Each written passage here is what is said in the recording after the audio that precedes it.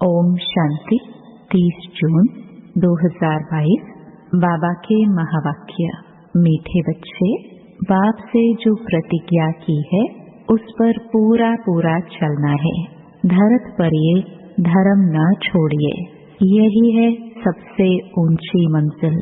प्रतिज्ञा को भूल उल्टा कर्म किया तो रजिस्टर खराब हो जाएगा।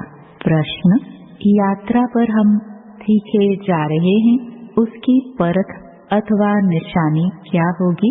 उत्तर, अगर यात्रा पर सीखे जा रहे होंगे तो बुद्धि में स्वदर्शन चक्र फिरता रहेगा। सदा बाप और वर्षे के सिवाय और कुछ भी याद नहीं होगा।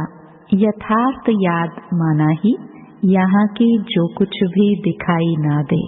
देखते हुए भी जैसे नहीं देख रहे हैं, वह सब कुछ देखते हुए भी समझेंगे कि यह सब मिट्टी में मिल जाना है। यह महल आदि खलास हो जाना है। यह कुछ भी हमारी राजधानी में नहीं था, न फिर होगा। गीत मांझी मेरी किस्मत की। ओम शांति। यह गीत की लाइन वास्तव में रॉन्ग है। बाप कहते हैं, बच्चे मैं आया हूँ तुम्हें ले जाने के लिए। कहाँ ले जाएंगे? मुक्ति और जीवन मुक्ति धाम। जितना ऊंच पद चाहे उतना लो, ऐसे नहीं वह जहाँ चाहे। चाहते तो सभी है कि पुरुषार्थ करे, परंतु ड्रामानुसार सभी पुरुषार्थी एक जैसे तो नहीं बनेंगे। यह तो अपने ऊपर बच्चों को कृपा करनी है। ज्ञान सागर तो ज्ञान और योग सिखलाने आए हैं। यह है उनकी कृपा। टीचर पढ़ाते हैं, योगी योग सिखलाते हैं। बाकी कम जास्ती सीखना तो उनके ऊपर है। तुम जानते हो कि हम सभी सत के संग में बैठे हैं, न कि झूठ के संग में। सत का संग एक ही है, क्योंकि सत है ही एक। सत्युग की भी स्थापना वही करते हैं और सत्युग में ले जाने के लिए पुरुषार्थ भी करवाते हैं। सच का एक श्लोक भी है कि सच बोलना, सच चलना, तब ही सचखंड में चल सकेंगे। सिख लोग कहते भी हैं, सत श्री अकाल। एक ही वो सत्य बाप सबसे श्रेष्ठ है। अकाल मूर्त है, उनको कभी काल खाता नहीं। मनुष्यों को तो घड़ी घड़ी काल खाता है। तो तुम बच्चे सच्चे सत्संग में बैठे हो। भारत जो अभी झूठ खंड है, उनको सच खंड बनाने वाला एक ही बाप है। देवी देवताएं सभी बच्चे हैं। यहाँ से देवताएं पुण्य आत्मा बने का वर्षा ले जाते हैं। यहाँ तो झूठ ही झूठ है। गवर्नमेंट जो कसम उठवाती है वह भी झूठ। कहते हैं कि हम भगवान की कसम उठाकर सच कहते हैं, परंतु यह कहने से मनुष्यों को डर नहीं रहता। इसमें तो कहे कि हम अपने बच्चों की कसम उठाते हैं तो हिचकेंगे, दुख होगा, क्योंकि समझते हैं कि ईश्वर हमको बच्चे देते हैं, तो ईश्वर के नाम पर हम बच्चों का कसम उठाए, पता नहीं मर जाए तो इसमें हिचकेंगे। स्त्री पति का कसम कभी नहीं उठाएगी। पुरुष स्त्री का कसम जल्दी उठा लेंगे। समझेंगे कि एक स्त्री गई तो दूसरी ले लेंगे। मनुष्य मात्र जो भी कसम उठाते हैं वह सब झूठ है। पहले तो गॉड को फादर समझे, नहीं तो फादर बने का नशा नहीं चढ़ता। तुम बच्चे तो जानते हो, सत श्री अकाल उस फादर को कहा जाता है। उस सत का नाम है शिव। अगर सिर्फ रुद्र कहेंगे तो मूंझ पड़ेंगे, परंतु समझाने में कहना पड़ता है। गीता में भी है रुद्र ज्ञान यज्ञ, जिससे विनाश ज्वाला प्रज्वलित हुई है। वह भी यहाँ की ही बात है। कृष्ण के यज्ञ का नाम नहीं है। दोनों को मिक्सचर कर दिया है। समझाया गया है कि सत्युग त्रेता में तो कोई यज्ञ होता नहीं है। यज्ञ होता ही है एक ज्ञान का, बाकी सब है मटेरियल यज्ञ। पोथी पढ़ना, पूजा करना सब है भक्ति मार्ग। ज्ञान तो एक ही है जो सत्य परमात्मा देते हैं। मनुष्य सभी ईश्वर के लिए भी झूठ बोलते हैं, इसलिए ही भारत कंगाल हुआ है। इन जैसा बड़े से बड़ा झूठ कोई है नहीं। यह नाटक तो बना हुआ है। इसका नाम है भूल भुलैया, अर्थात बाप को भूल जाने से भटकना। फिर बाप आकर भटकना छुड़ा देते हैं। यह ड्रामा में हार जीत का खेल है। हार काने में आधा कल्प लगता है, एकदम पूरा मिट्टी में मिल जाते हैं। फिर आधा कल्प हमारी जीत रहती है। यह बातें तुम्हारे सिवाय कोई भी नहीं जानते। बड़ी बड़ी गीता पाठशालाएं हैं। गीता का भारतीय विद्या भवन बनाया भी है। नाम तो गीता का बड़ा भारी है। गीता को कहा जाता है सर्वशास्त्रमयी शिरोमणि, परंतु नाम बदली करने से कोई काम के नहीं रहे हैं। गीता का नाम तो बहुत चला आता है। बाप कहते हैं गीता का भगवान मैं हूँ, न कि श्री कृष्ण। अभी है संगम। बाप रचयिता है। जब स्वर्ग रचते हैं तब तो राधे कृष्ण व लक्ष्मी नारायण आए। बाप आकर स्वर्ग का मालिक हमको ही बनाते हैं, जगदम्बा और जगत पिता द्वारा। राजयोग तो भगवान के सिवाय कोई सिखला ना सके। जगदम्बा बहुत नामी ग्रामी है। कलश भी जगत अम्बा पर रखते हैं। लक्ष्मी नारायण व राधे कृष्ण तो अब है नहीं। कृष्ण के साथ तो राधे भी होनी चाहिए। गीता में राधे का कुछ भी वर्णन है नहीं, भागवत में है। बाप कहते हैं कि जो राधे कृष्ण थे वह अब 84वें अंतिम जन्म में है। मैं उन्हों को और उनकी राजधानी को फिर जगा रहा हूँ, सभी को गोरा बना रहा हूँ। यह बड़ी गुह्य बातें हैं जो तुम ही जानते हो कि हम सूर्यवंशी चंद्रवंशी दैवी घराने के हैं। हमने 84 जन्म भोगे, अब फिर से हम सतयुग में जाएंगे। गिनती तो सतयुग से लेकर करेंगे ना। 84 जन्मों का चक्कर भी मशहूर है। तुम वर्षे को घड़ी घड़ी याद करते हो ना। अब 84 के चक्कर को याद करो। इस चक्कर को याद करना माना सारे वर्ल्ड की हिस्ट्री ज्योग्राफी को याद करना। जितना स्वदर्शन चक्र फिरता रहेगा उतना समझो वह यात्रा पर तीखा जा रहा है। तुम जानते हो कि अब कांटों की दुनिया है। तमो प्रधान मनुष्य 5 विकारों में फंसे हुए हैं। बाप कहते हैं मैंपन छोड़ दो, लेकिन छोड़ते नहीं। इतनी बेहद की राजाई मिलती है तो भी कहते हैं कि ख्याल करेंगे। क्या यह विकार इतने प्यारे लगते हैं जो कहते हो कि छोड़ने लिए ख्याल करेंगे? अरे अभी तो प्रतिज्ञा करो तो बाप से मदद मिलेगी। इतना जरूर है कि प्रतिज्ञा कर फिर कुल कलंकित नहीं बनना। धरत पर ये धर्म न छोड़िए, बड़ी कड़ी मंजिल है। बाप तो पूरी कोशिश करेंगे ना, लूज नहीं छोड़ेंगे। अच्छा एक बार माफ कर देंगे, अगर फिर किया तो मर पड़ेंगे। इसमें रजिस्टर खराब होता है।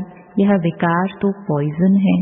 ज्ञान है अमृत, जिससे मनुष्य से देवता बनते हैं। वह तो है कुसंग। सिख लोग सत श्री अकाल कहकर बड़ी धूम मचाते हैं, क्योंकि सत श्री अकाल ने सबका उद्धार किया है, परंतु उनको भूल गए हैं। भूलना भी ड्रामा में है। जैन धर्म वालों का बड़ा कड़ा संन्यास है। बाप कहते हैं कि मैं तुमको सहज राजयोग सिखाता हूँ। बाप कोई कष्ट नहीं देते। भल एरोप्लेन में जाओ, मोटरों में घूमो फिरो, परंतु खान पान की जितना हो सके परहेज रखना है। भोजन पर दृष्टि देकर फिर खाना है। लेकिन बच्चे यह भूल जाते हैं। इसमें तो बाप को व साजन को खुशी से याद करना है। साजन, हम आपकी याद में आपके साथ भोजन खाते हैं। आपको अपना शरीर तो है नहीं, हम आपको याद कर खाएंगे और आप भासना लेते रहना। ऐसे याद करते करते आदत पड़ जाएगी और खुशी का पारा चढ़ता रहेगा। ज्ञान की धारणा भी होती जाएगी। कुछ खामी है तो धारणा भी कम होगी। उनका तीर जोर से नहीं लगेगा। बाप से योग माना देखते हुए भी यह समझना है कि यह अच्छे अच्छे महल भी मिट्टी में मिल जाएंगे। यह हमारी राजधानी में नहीं थे, अब तो हमारी राजधानी स्थापन हो रही है। उसमें यह कुछ नहीं होगा, नई दुनिया होगी। यह पुरानी झाड़ आदि कुछ भी नहीं होंगे। वहाँ सब फर्स्ट क्लास चीजें होंगी। इतने जानवर आदि यह सब खलास हो जाएंगे। वहाँ बीमारियां आदि भी कुछ नहीं होंगी।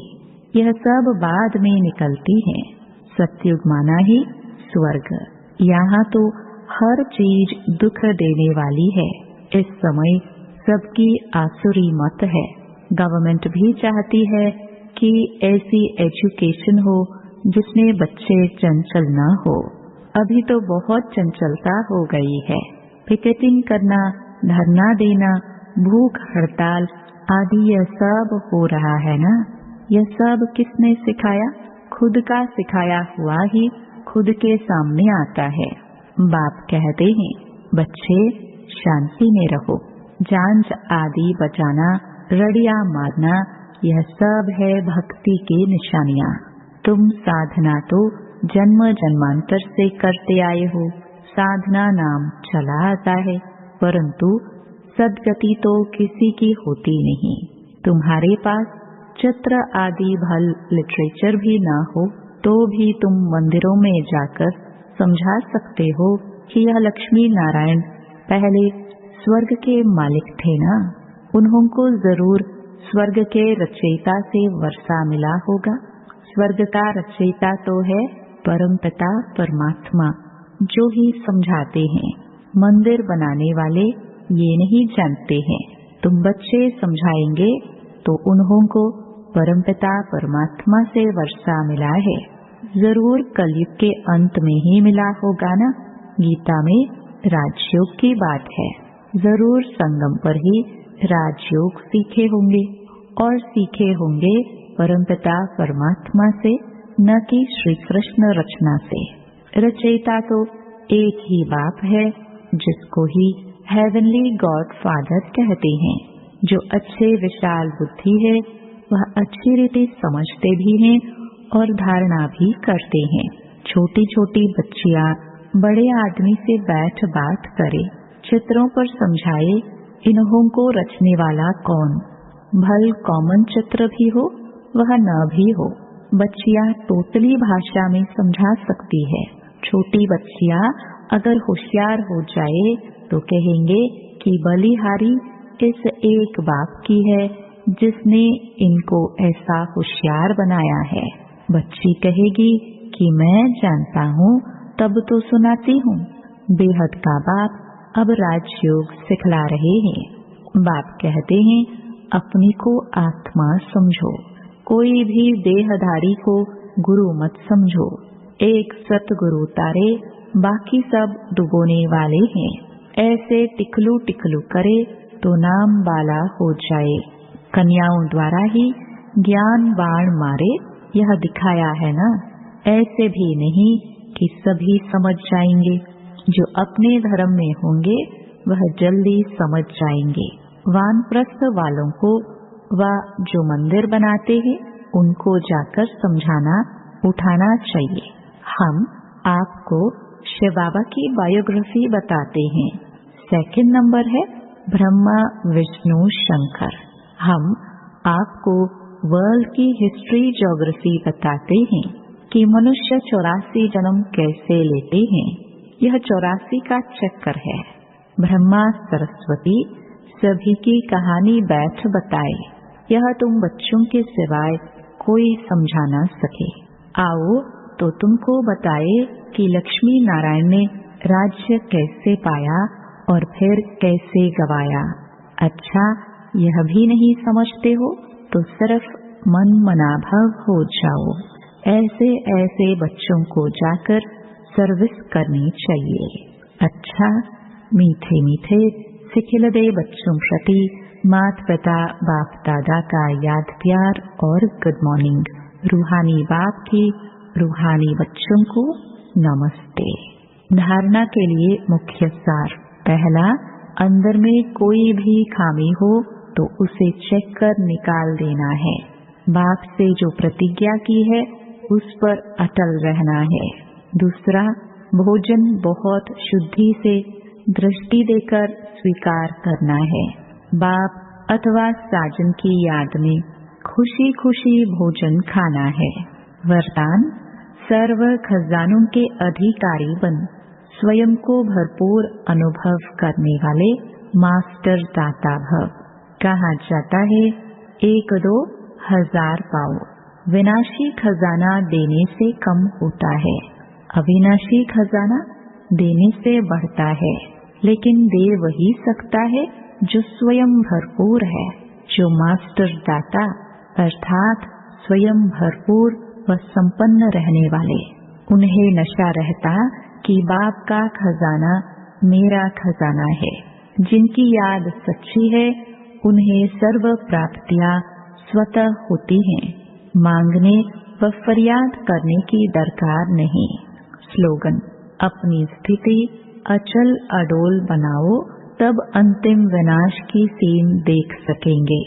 ओम शांति।